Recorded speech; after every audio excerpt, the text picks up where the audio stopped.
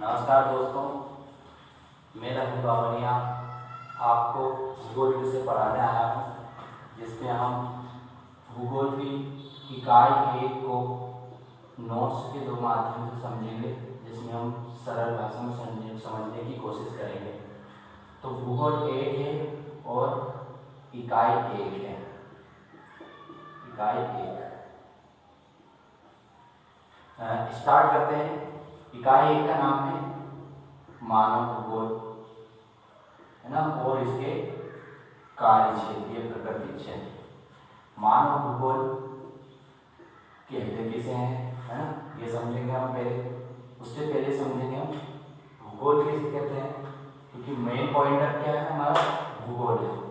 तो समझते हैं भूगोल कहते किसे हैं। आप नोट्स बनाते चलिएगा ताकि आपको जब भी आप पूरी बुक ना पढ़ना पड़े, इसलिए नोट्स को बनाते चलिए। ये लिख लिया आपने भूगोल। अब इस भूगोल को 2 ग्रीक, एक तो ग्रीक मॉडल और एक यूनानी, 2 ग्रीक और यूनानी भूगोलवेत्ता लाए थे। अब इनका ये कहना था कि ये 2, एक ग्रीक शब्द था जिसका नाम था जियोग्राफी। समझना दोस्तों, जियो यानी होता है पृथ्वी और ग्राफी का अर्थ होता है वर्णन करना, वर्णन करना। तो सीधी सी बात है, भूगोल वह विषय है जो पृथ्वी का वर्णन करे। अब वर्णन कैसा, पृथ्वी के गोलाकार स्वरूप का वर्णन करे।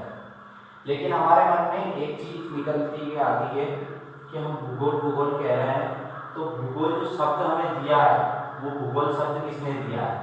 तो भूगोल शब्द के जो जनक है, भूगोल शब्द के जो जनक है उनका नाम है इरेटोस्थेनीज। ठीक है। और भूगोल, अब जब भूगोल शब्द के जनक तो इरेटोस्थेनीज है, लेकिन आधुनिक भूगोल के जनक कौन है, तो उनका नाम है हिकेटियस। आधुनिक मानव भूगोल के जनक है। अब कहानी जब इतनी आ गई है तो कहानी अब यहीं से शुरू होगी। जो भूगोल था अब वो 2 भागों में बढ़ गया, भौतिक भूगोल और मानव भूगोल।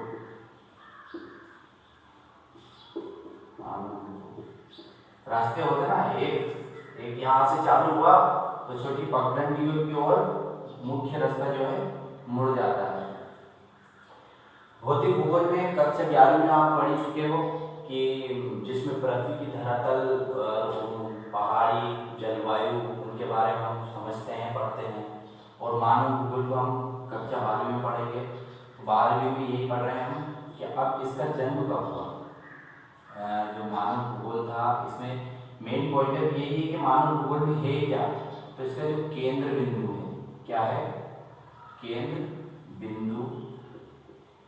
बिंदु है मानव है। इसमें केंद्र बिंदु मानव है। और इसका जो जन्म हुआ है वो कब हुआ है, जन्म हुआ है 18वीं सदी। इतना समझ में आया होगा कि 2 भागों में बढ़ चुका। मानव भूगोल का केंद्र बिंदु क्या आ गया, मानव आ गया। जन्म कब हुआ, 18वीं शताब्दी में। अब एक प्रश्न और उठेगा मन में कि भूगोल शब्द के जो आधुनिक भूगोल के जो जनक है वो कौन है, हिकेटियस है। लेकिन मानव भूगोल के आधुनिक मानव भूगोल है उनके जनक कौन है, तो उनके जनक हैं रेडजेल। तो ये ऑब्जेक्टिव में बन सकता है, आधुनिक मानव भूगोल के जनक। तो वो कौन है, वो है रेडजेल। अब रहने वाले कहाँ के, ये तो ये रहने वाले हैं जर्मनी के। रेडजेल है आधुनिक मानव भूगोल के जनक और जर्मनी के रहने वाले हैं। अब इन्होंने क्या करा, इनकी एक पुस्तक थी, इन्होंने क्या करा, एक पुस्तक लिखी। पुस्तक का नाम क्या था, पुस्तक लिखी, पुस्तक का नाम था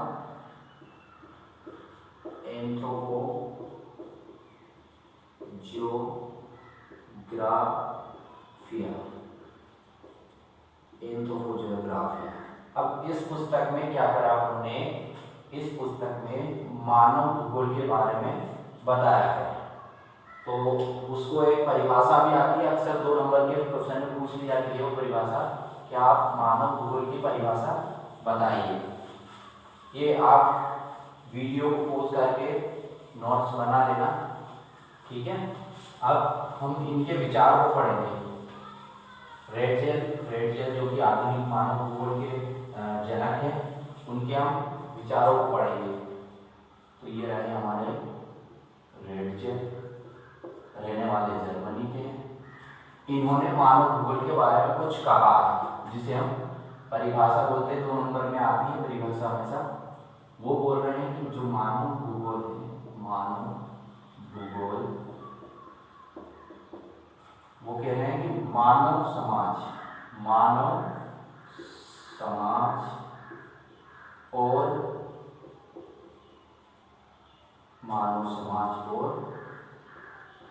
धरातल के बीच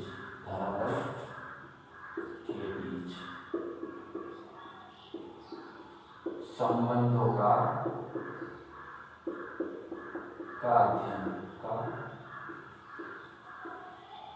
अध्ययन जो रेडजेल हैं वो कह रहे हैं कि मानव जो भूगोल है वो मानव समाज और धरातल यानी पृथ्वी का बीच संबंधों का अध्ययन है, ठीक है। 2 नंबर में ये प्रश्न पूछा जाता है। और अब इनकी एक शिष्या थी, इनकी एक क्या थी, शिष्या थी, इनकी एक शिष्या थी, शिष्य का नाम था एलन सी सैम्पल। अब ये जर्मनी के थे, ये कहाँ की थी, ये थी अमेरिका की। इन्होंने भी मानव भूगोल के बारे में परिभाषा दी है, और अक्सर इनकी परिभाषा हमेशा हर चाहे 2015 हो 16 हो उन्होंने पूछ ली जाती है। और संभावना ये रहेगी 2021 के बोर्ड एग्जाम में भी यह परिभाषा पूछ ली जाती है, क्योंकि सर्वमान्य परिभाषा एलन सी सैम्पल की है। तो ये कहती हैं कि जो मानव भूगोल है, हमारा मानव भूगोल जो है वो क्या है, अस्थिर पृथ्वी। अस्थिर पृथ्वी का मतलब सोचते हो, अस्थिर पृथ्वी यानी चलायमान पृथ्वी, अस्थिर पृथ्वी और क्रियाशील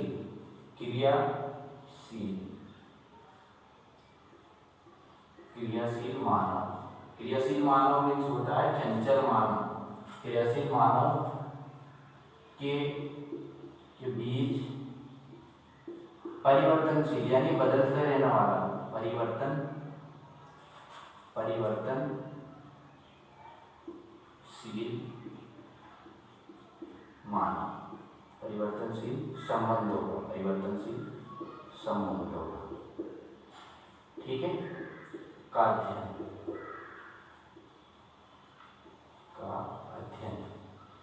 एलन सी सैम्पल जो कि अमेरिका की रहने वाली है, वो कह रही हैं कि मानव भूगोल जो है अस्थिर पृथ्वी और क्रियाशील मानव यानी चंचल मानव के बीच परिवर्तनशील संबंधों का अध्ययन है, ठीक है। अब ये तो हो गई क्या नाम, दोनों की विचार हो गए। अब इन विचारों जो इनके क्या दिए इन्होंने, ये जो विचार हैं, इन विचारधारा को एक नाम दिया है। विचारधारा उनको एक नाम दिया है। क्या नाम दिया है? उसे कहा है नियतिवाद। या फिर कहेंगे हम निश्चयवाद। निश्चयवाद है ना। तो आराम से नोट कर लो।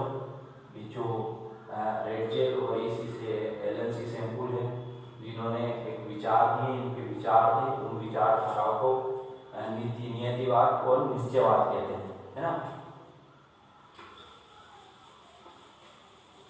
यानी उनके जो उनके मन में जो भी विचार थे, उन्होंने जो भी परिभाषाएं दी हैं, उन्हीं को उन्होंने नाम दिया है, जिसे नियतिवाद और निश्चयवाद का नाम दिया है।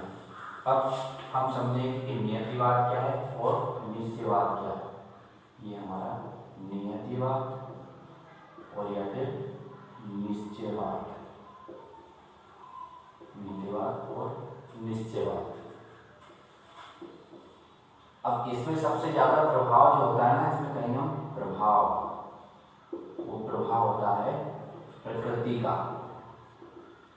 किसका होता है? प्रकृति का सबसे ज्यादा प्रभाव होता है। और जो मानव होता है ना, मानव ये होता है क्या? इसका दास, प्रकृति का दास होता है। नियतिवाद, निश्चयवाद, जिसमें प्रभाव सबसे ज्यादा किसका होता है? प्रकृति का। जो मानव होता है वो प्रकृति का गुलाम होता है। प्रकृति चाहे तो उसे कभी भी नष्ट कर सकती है। अब ये तो हुई नियतिवाद और निश्चयवाद की बात। अब बात करेंगे हम, एक और व्यक्ति थे जिनका नाम था विडाल डी ला ब्लास। ये एक व्यक्ति थे जो कहाँ के रहने वाले थे? ये भी एक प्रश्न है। कहाँ के रहने वाले थे? ये थे फ्रांस के रहने वाले, है ना। इन्होंने भी एक परिभाषा दी, है ना, जिसको कहते हैं संभववाद।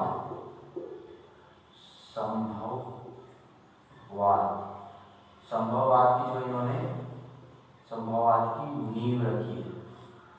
क्या रखी इन्होंने? नींव रखी है। अब संभववाद को मतलब संभववाद तो लिख दिया हमने, लेकिन इसका अर्थ क्या है? संभववाद का अर्थ होता है, इसमें प्रभाव, हम वही पॉइंट पकड़ेंगे, है ना। वैसे समझाएंगे तो आपको समझ में नहीं आएगा और हर किधर जाओगे। तो प्रभाव जो था, इसमें मानव का प्रभाव जो है सबसे अधिक होता है। और जो प्रकृति होती है,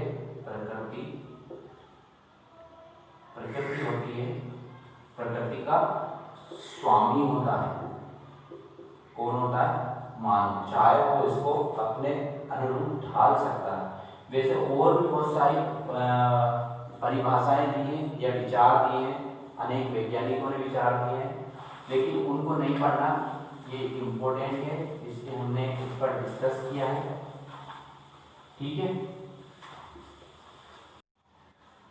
तो हमने परिभाषा पढ़ी थी, हमने पढ़ लिया था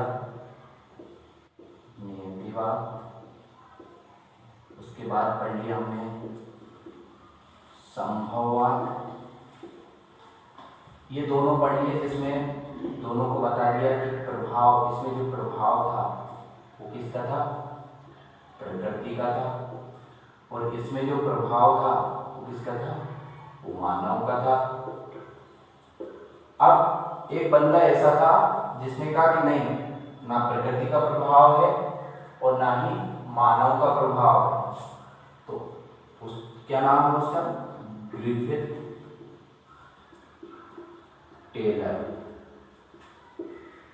टेलर। ठीक है, इसने कहा, इसकी जो विचारधारा थी, इसके जो विचार थे, वो क्या कहा? रुको और जाओ, रुको और जाओ की विचारधारा इसने प्रस्तुत की, जिसे कहते हैं नवनिश्चयवाद।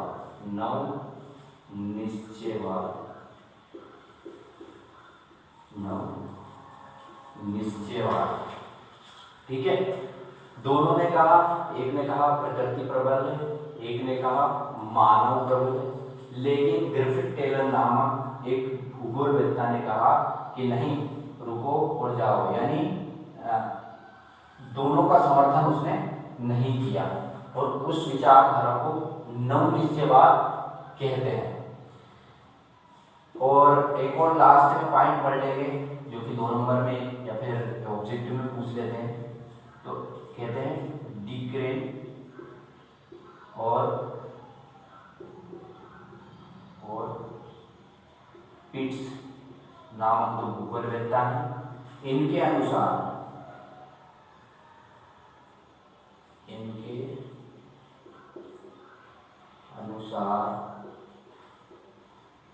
मानव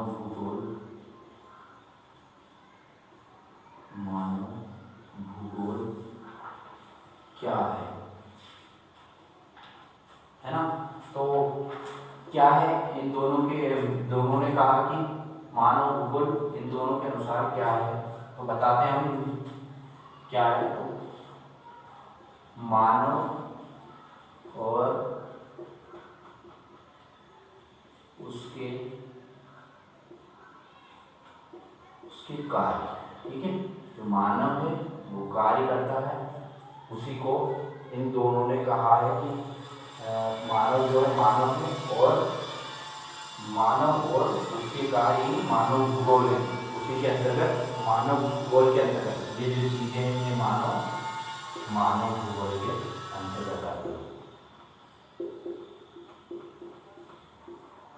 तो थैंक यू बेटा, आशा करता हूँ कि आप इनको नोट करोगे और समझोगे। अगले भाग में हम जरूर इससे संबंधित आगे ले जाएंगे जो आपको लाभदायक रहेंगे। तो आगे की वीडियो के लिए तब तक के लिए हम कोशिश करेंगे बहुत अच्छे से सरल भाषा में आपको समझा सकें।